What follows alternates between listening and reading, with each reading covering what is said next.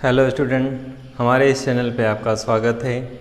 आपके सामने आज एक नया वीडियो लेकर के आए हैं। एंशिएंट टाइम का जो टॉपिक है 16 महाजनपद। इस टॉपिक के संदर्भ में हम लोग अध्ययन करेंगे कि प्राचीन काल में, जैसा कि आप जानते हैं, 16 महाजनपद ये प्रारंभिक राज्य थे। प्राचीन काल के ये प्रारंभिक राज्य थे। मौर्य वंश की स्थापना के पहले जब राज्यों का उदय होता है प्राचीन काल में, तो आरंभिक राज्यों में 16 महाजनपद अस्तित्व में आए थे। 16 महाजनपद क्या थे, प्राचीन भारत में इनकी क्या महत्ता है, अपनी विशिष्टताओं के लिए कैसे जाने जाते हैं, इनका क्या स्वरूप था, कौन कौन से 16 महाजनपद थे, उनकी राजधानियाँ क्या क्या थी, किस तरह से एक वास्तविक रूप में कहाँ पे ये अवस्थित थे, इसके संदर्भ में हम लोग समझेंगे। आइए विषय वस्तु को स्टार्ट करते हैं। सबसे पहले समझेंगे 16 महाजनपद क्या थे। तो 16 महाजनपद जैसे वर्तमान समय में अलग अलग राज्य हैं, वैसे एंशिएंट टाइम में प्राचीन काल में 16 महाजनपद थे, जहाँ पे एक प्रशासनिक व्यवस्था थी, एक शासन संस्थाएं के रूप में संचालित होती थी। तो ऐसे कह सकते हैं कि इन राज्यों पर शासकों का शासन था। इस शासकों के अधिकार में, नियंत्रण में यहाँ पे शासन व्यवस्था संचालित होती थी। 16 राज्य अस्तित्व में आए थे। इन राज्यों के संदर्भ में अध्ययन करेंगे। जैसा कि यहाँ पे देख सकते हैं कि 16 महाजनपद जो अस्तित्व में थे भारत में, ये 16 महाजनपद ये छठी शताब्दी ईसा पूर्व का टाइम है। इनका पीरियड क्या है, छठी शताब्दी ईसा पूर्व। तो छठी शताब्दी ईसा पूर्व 16 महाजनपद अस्तित्व में थे। इसी क्रम में आगे बढ़ेंगे। 16 महाजनपदों के विषय में जो उल्लेख मिलता है कि एक किन रचनाओं में उल्लेख मिलता है कि उस समय 16 महाजनपद अस्तित्व में थे। तो इस संदर्भ में बहुत सारी रचनाएं हैं। बौद्ध साहित्य रचनाएं हैं, जैन साहित्य रचनाएं हैं, तमिल साहित्य रचनाएं हैं। तो यहाँ पे दो महत्वपूर्ण रचनाओं के संदर्भ में अध्ययन करेंगे। इनके स्रोत के रूप में जो उल्लेख मिलता है बौद्ध ग्रंथ। बौद्ध ग्रंथ का नाम क्या है, अगुत्तर निकाय। तो अगुत्तर निकाय बौद्ध ग्रंथ एक रचना है। तो इस अगुत्तर निकाय में 16 महाजनपद का उल्लेख मिलता है। जैसा कि बोर्ड एग्जाम में भी क्वेश्चन आता है, बहुत ही महत्वपूर्ण है कि 16 महाजनपद का उल्लेख सबसे पहले कहाँ मिलता है, अगुत्तर निकाय में। तो बौद्ध ग्रंथ की रचना है अगुत्तर निकाय, 16 महाजनपद का उल्लेख मिलता है। इसी क्रम में जैन ग्रंथ है। जैन ग्रंथ के अंतर्गत भगवती सूत्र है। भगवती सूत्र जैन ग्रंथ की रचना है और इसमें भी जो है क्या मिलता है, 16 महाजनपदों का उल्लेख मिलता है। ये 16 महाजनपद दो प्रकार के थे, जहाँ पे राजतंत्रात्मक शासन व्यवस्था संचालित होती थी, और दूसरे इसी में 16 महाजनपद में कुछ राज्य ऐसे थे जहाँ पे गणतंत्रात्मक शासन व्यवस्था संचालित होती थी। अब दोनों में अंतर क्या है, इसको समझेंगे।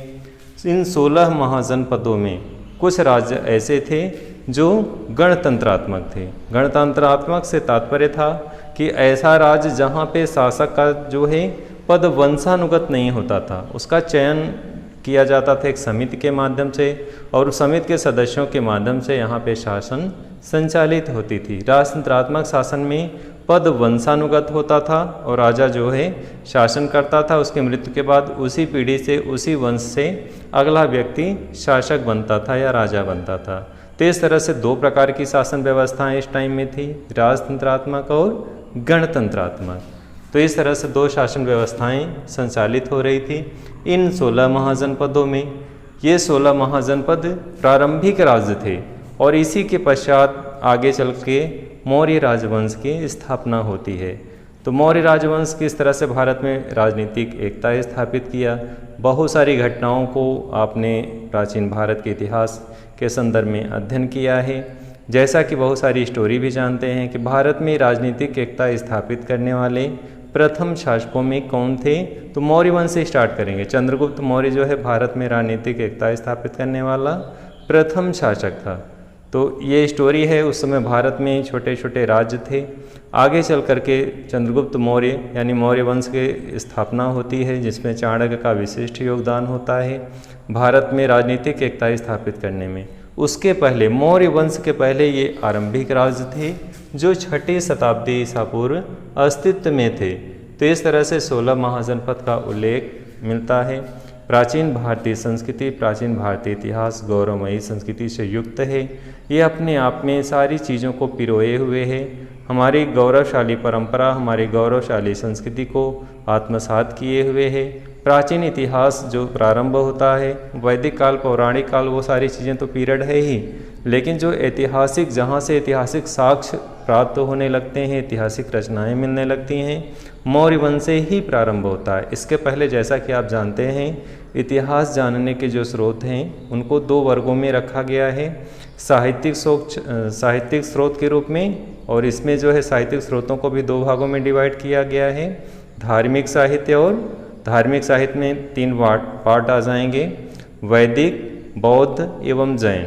तो इस तरह से कह सकते हैं ये धार्मिक साहित्य रचनाएं हैं, और ऐतिहासिक रचनाओं कहाँ से शुरू होती हैं? मौर्य वंश के। उसके पहले धार्मिक साहित्य की रचनाएं हैं, या तो फिर हम पुरातात्विक स्रोतों पर निर्भर हैं।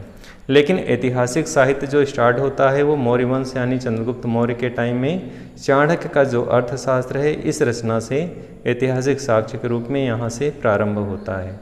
तो इस तरह से कह सकते हैं कि जो 16 महाजनपद थे, ये ऐतिहासिक पीरियड यहीं से शुरू होता है, और यहीं से हमें रचनाएं, ऐतिहासिक साक्ष्य हमें प्राप्त होने लगते हैं। तो इस तरह से 16 महाजनपद अस्तित्व में थे, और इसी के संदर्भ में कि किस तरह से कौन से राज्य थे, इस सब विषय वस्तु को जानने के लिए हम लोग डिजिटल बोर्ड पे चलते हैं, क्योंकि इसके माध्यम से यहाँ मानचित्र, यहाँ अवस्थिति आपको उतना क्लियर नहीं हो पाएगा। तो मानचित्र को, अवस्थिति को समझने के लिए डिजिटल बोर्ड पे चलते हैं। तो चलिए हम लोग डिजिटल बोर्ड पे चलते हैं और विषय वस्तु को आगे बढ़ाते हैं। महाजनपद प्राचीन भारत में राज्य या प्रशासनिक इकाइयों को कहते थे। ईसा पूर्व 6वीं या 5वीं शताब्दी को प्रारंभिक भारतीय इतिहास में एक महत्वपूर्ण मोड़ के रूप में माना जाता है, जहां सिंधु घाटी सभ्यता के पतन के बाद भारत के पहले बड़े शहरों के उदय के साथ साथ श्रवण आंदोलन मीन्स इसमें बौद्ध एवं जैन ग्रंथ का उदय हुआ। बौद्ध ग्रंथ अगुत्तर निकाय में 16 महाजनपदों का उल्लेख मिलता है। डियर स्टूडेंट, यहाँ पे एक महत्वपूर्ण तथ्य आया है कि बौद्ध ग्रंथ के अनुसार किसमें मिलता है? अगुत्तर निकाय एक महत्वपूर्ण रचना है। अगुत्तर निकाय में किसका उल्लेख मिलता है? 16 महाजनपद का। यानी 16 महाजनपद, जो महत्वपूर्ण क्वेश्चन है बोर्ड एग्जाम में पूछा जाता है कि इसका उल्लेख कहाँ मिलता है? 16 महाजनपद का अगुत्तर निकाय में। इन प्रमुख राज्यों में जैसा कि आप देख रहे हैं, पहला है अंग है, इसी क्रम में अस्मक है, अवंती है, चेदी है, गांधार है, काशी है, कंबोज है, कौशल है, कुरु है, मगध है, मल्ल है, मत्स्य है, पांचाल है, शूरसेन, वज्जी और वत्स। इस तरह से 16 महाजनपद थे। प्रत्येक महाजनपद अपने आप में कुछ विशिष्ट उपलब्धियों को लिए हुए था। हर महाजनपद अपने आप में कुछ विशेष परिस्थितियों के साथ, कुछ विशेष आकांक्षाओं के साथ आगे बढ़ा। इन्हीं महाजनपद में कुछ जनतंत्रात्मक व्यवस्था के प्रशासन के संचालित युक्त यहाँ पे महाजनपद थे। कुछ ऐसे थे जहाँ पे राजा वंशानुगत का पद होता था। यानी एक प्रकार से कह सकते हैं कि गणतंत्रात्मक और जनतंत्रात्मक दोनों प्रकार के महाजनपद थे। तो ऐसी परिस्थितियों में डियर स्टूडेंट, जैसा कि 16 महाजनपद मानचित्र के माध्यम से आप देख रहे हैं कि कौन सा महाजनपद की भौगोलिक अवस्थिति किस जगह पे है। 16 महाजनपद में कौन सा महाजनपद मैदानी क्षेत्र में है, कौन सा महाजनपद दक्षिण भारत की तरफ है, कौन सा पर्वतीय क्षेत्र में है। तो इस तरह से मानचित्र के अवलोकन के माध्यम से आप महाजनपद की अवस्थिति को, भौगोलिक स्वरूप को देख सकते हैं। किस महाजनपद का किस रूप में कैसा महत्व है, उसका आर्थिक महत्व है, उसका सामाजिक महत्व है, उसका राष्ट्रीय महत्व है, उसका सांस्कृतिक महत्व है। अलग अलग महाजनपद अपनी विशिष्ट उपलब्धियों के साथ युक्त था। इसी में जैसे मगध है, तो मगध भी आर्थिक रूप से सबसे संपन्न और वैभवपूर्ण महाजनपद था। तो इस तरह से जितने भी महाजनपद हुए प्राचीन काल में, इन महाजनपदों में दो प्रकार की शासन व्यवस्था संचालित थी। एक ऐसे महाजनपद होते थे जो गणतंत्रीय थे। इसमें राजा का एक समिति के माध्यम से क्या होता था? चुनाव होता था। और एक ऐसा था जो वंशानुगत राजा इस पर शासन करते थे और अपनी नीतियों को क्रियान्वित करते थे। तो इस तरह से इसमें 2 प्रकार के महाजनपद शासन प्रणाली की व्यवस्था थी। सबसे पहले हम स्टार्ट करते हैं फर्स्ट में काशी महाजनपद का। इसकी राजधानी वाराणसी थी, जो वरुणा और 80 नदियों के संगम पर बसी थी। वर्तमान की वाराणसी व आसपास का क्षेत्र इसमें सम्मिलित रहा था। जैन तीर्थंकर पार्श्वनाथ के पिता अश्वसेन काशी के राजा थे। इसका कौशल राज्य के साथ संघर्ष रहता था। गुतिल जातक के अनुसार काशी 12 नगरों की या 12 नगरी 12 योजन विस्तृत था। तो इस तरह से जातक के अनुसार क्या था, काशी नगरी 12 योजन में विस्तृत था, इसका विस्तार था। काशी मोक्षदायिनी शहर मानी जाती है और अपनी पौराणिक और प्राचीनतम विशिष्टताओं से युक्त उपलब्धियों को लिए हुए है। तो प्राचीन काल से ही काशी विख्यात थी महाजनपद के रूप में। अपने विशिष्ट अभिलक्षण के साथ काशी इतिहास में महत्वपूर्ण स्थान रखती है। अगले महाजनपद में कंबोज है। कंबोज गांधार कश्मीर के उत्तर आधुनिक पामीर का पठार था। उसके पश्चिम बदख्शा प्रदेश कंबोज महाजनपद कहलाता था। हाटक या राजापुर इस राज्य की राजधानी थी। यह भारत से बाहर स्थापित है और इस तरह से इस महाजनपद का भी अपना महत्वपूर्ण स्थान है। कश्मीर जैसा कि पर्वतीय क्षेत्र है, पर्वतीय क्षेत्र की अपनी एक अलग विशिष्टता होती है। पहाड़ी क्षेत्र मैदानी क्षेत्रों की अपेक्षा समतल नहीं होते। ऐसे प्लेस में शासन व्यवस्था चलाना दुष्कर कार्य होता है, क्योंकि यहाँ पे मैदानी क्षेत्रों की अपेक्षा यहाँ पे भौगोलिक परिस्थितियाँ विषम होती हैं और समस्याएं उत्पन्न होती हैं। अगला महाजनपद अंग है। यह मगध के पूरब में था। वर्तमान के बिहार के मुंगेर और भागलपुर ज़िले जो हैं इसकी क्षेत्र में आते हैं। इसकी राजधानी चंपा थी। चंपा उस समय भारतवर्ष की सबसे प्रसिद्ध नगरियों में थी। मगध के साथ ही हमेशा संघर्ष होता रहता था और अंत में मगध ने इस राज्य को पराजित कर अपने में मिला लिया। तो मगध का भी अपना एक महत्वपूर्ण स्थान है जो बिहार में इसकी भौगोलिक अवस्थिति के रूप में है। अगला है अवंती। यह आधुनिक मालवा ही प्राचीन काल की अवंती थी। तो ये मध्य प्रदेश में है और ये आधुनिक मालवा जो मध्य प्रदेश में है इसकी क्या थी, अवस्थिति थी उस टाइम की। इसके 2 भाग थे, उत्तरी अवंती और दक्षिणी अवंती। उत्तरी अवंत की राजधानी उज्जैनी और दक्षिणी अवंत की राजधानी माहिष्मती थी। प्राचीन काल में यहाँ हैहय वंश का शासक था और यह क्षेत्र भी अपने आप में बहुत ही विशिष्ट माना जाता था। मालवा क्षेत्र का भी अपना महत्व था। अगला महाजनपद अश्मक है। यह दक्षिण भारत का एकमात्र महाजनपद था। नर्मदा और गोदावरी नदियों के बीच अवस्थिति इस प्रदेश की राजधानी पोतन थी। इस राज्य के राजा इक्ष्वाकु वंश के थे। इसका अवंत के साथ निरंतर संघर्ष चलता रहता था। धीरे धीरे यह राज्य अवंत के अधीन हो गया। तो यह महाजनपद का अपनी क्या विशेषता है कि यह भारत का क्या है, एकमात्र महाजनपद, और इस तरह से इसको इस रूप में लाना रखेंगे। अगला महाजनपद मल्ल है। यह भी एक गण संघ था और गोरखपुर के आसपास था। मल्लों की 2 शाखाएं थी। एक की राजधानी कुशीनारा थी जो वर्तमान कुशीनगर है और दूसरे की राजधानी पावा या पव थी जो वर्तमान फजिल नगर है। अगले महाजनपद पे चलते हैं सूरसेन। सूरसेन इसकी राजधानी मथुरा थी। बौद्ध ग्रंथों के अनुसार अवंतीपुत्र यहाँ का राजा था। पुराणों में मथुरा के राजवंश को यदुवंश कहा था। अपने ज्ञान, बुद्धि और वैभव के कारण यह नगर अत्यंत प्रसिद्ध था। तो इस तरह से सूरसेन का भी अपना एक विशिष्ट स्थान है और यह भी अपने आप में अपनी विशिष्टताओं को लिए हुए है। प्रत्येक महाजनपद कुछ न कुछ विशिष्टताओं के साथ युक्त है, जो प्राचीन संस्कृति, अपनी सभ्यता, अपनी विशिष्टता, अपनी आर्थिक वैभवपूर्ण स्थिति, अपनी राजनीतिक स्थिरता के कारण विख्यात है।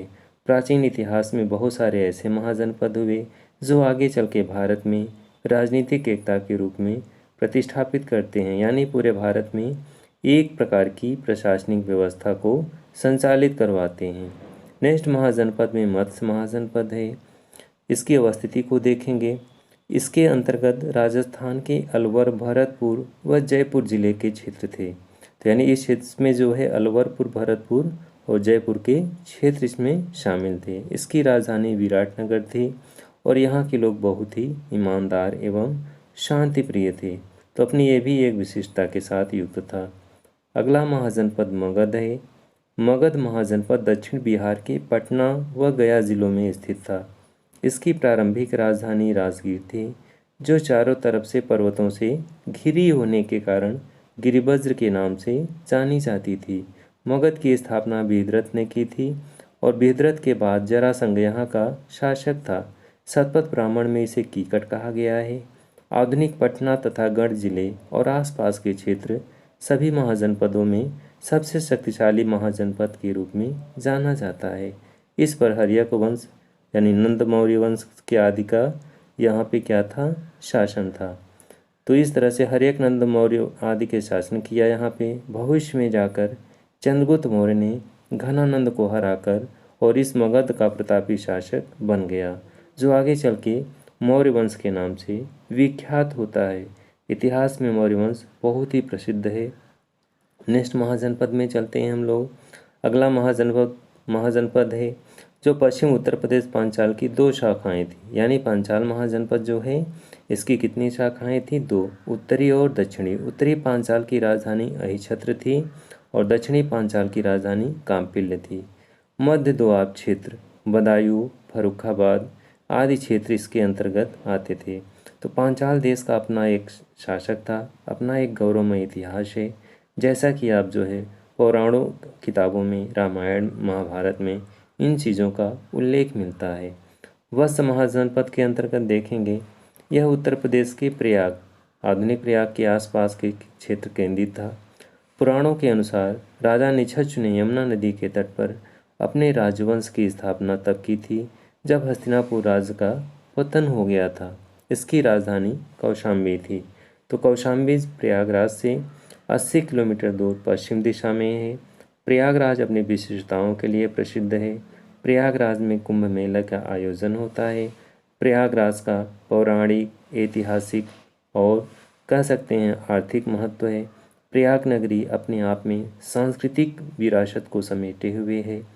प्राचीन काल से ही प्रयागराज शिक्षा और साहित्य के लिए विख्यात थी। तो इस तरह से अगले महाजनपद की ओर हम लोग चलते हैं। नेक्स्ट महाजनपद में चलते हैं। 8 गणतांत्रिक कुलों का संघ के रूप में उत्तर बिहार में गंगा के उत्तर में अवस्थित था, जिसकी राजधानी वैशाली थी। इसमें आज के बिहार के दरभंगा, मधुबनी, सीतामढ़ी व शिव व मुजफ्फरपुर जिले आते हैं। नेक्स्ट है चेदी महाजनपद। चेदी महाजनपद वर्तमान में बुंदेलखंड का इलाका, इसकी राजधानी शक्तिमती थी। इस राज्य का उल्लेख महाभारत में भी हुआ है। शिशुपाल यहाँ का राजा था। तो चेदी राजवंश भी अपने आप में विशिष्ट स्थान रखता है। चेदी के अपनी विशिष्टताओं के कारण भी इतिहास में अपना स्थान आता है। नेक्स्ट क्रम में हम लोग चलते हैं कि किस तरह से महाजनपद प्राचीन काल में क्या क्या लक्षण अपने आप में पिरोए हुए थे। गांधार महाजनपद के संदर्भ में अध्ययन करेंगे। गांधार पाकिस्तान का पश्चिमी तथा अफगानिस्तान का पूर्वी क्षेत्र और कश्मीर का कुछ भाग इसके अंतर्गत आता था। इसकी राजधानी तक्षशिला थी। इसे आधुनिक कंधार से जोड़ने की गलती कई बार लोगों ने कर दिया है, जो वास्तव में ऐसी स्थिति इसकी नहीं थी। तो गांधार महाजनपद का अपना विशिष्ट स्थान था। इतिहास में इसके गौरवमयी संस्कृति, गौरवमय इतिहास को हमेशा याद किया जाता था। गांधार क्षेत्र ऐतिहासिक धरोहरों से युक्त था। अगला महाजनपद कौशल है। उत्तर प्रदेश के अयोध्या जिला, गोंडा और बहराइच का क्षेत्र इसमें शामिल थे। इसकी प्रथम राजधानी अयोध्या थी। द्वितीय राजधानी श्रावस्ती थी।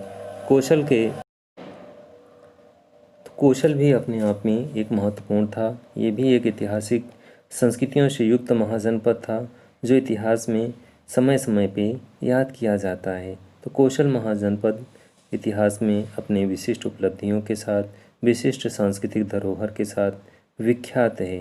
ये भी अपने आप में साहित्य, शिक्षा, कला के क्षेत्र में अद्भुत समन्वय के रूप में प्रस्तुत करता है। अपनी उपलब्धियों, अपनी विशिष्टताओं के लिए जाना जाता है। इस तरह से ये महाजनपद भी अपने आप में महत्वपूर्ण माना जाता है। अगले महाजनपद में कुरु महाजनपद की ओर चलते हैं। आधुनिक हरियाणा तथा दिल्ली का यमुना नदी के पश्चिमी वाला अंश शामिल था। इसके अंतर्गत ये सारे क्षेत्र थे। इसकी राजधानी आधुनिक इंद्रप्रस्थ यानी दिल्ली थी। जैनों के उत्तराध्ययन सूत्र में यहाँ के इक्ष्वाकु नामक राजा का उल्लेख मिलता है। जातक कथाओं में सुतसोम, कौरव और धनंजय यहाँ के राजा माने गए हैं। तो इस तरह से इस महाजनपद का भी अपना विशिष्ट स्थान है। डियर स्टूडेंट, अपने विषय वस्तु को यहीं समाप्त करते हैं। नेक्स्ट वीडियो में हम लोग मिलते हैं।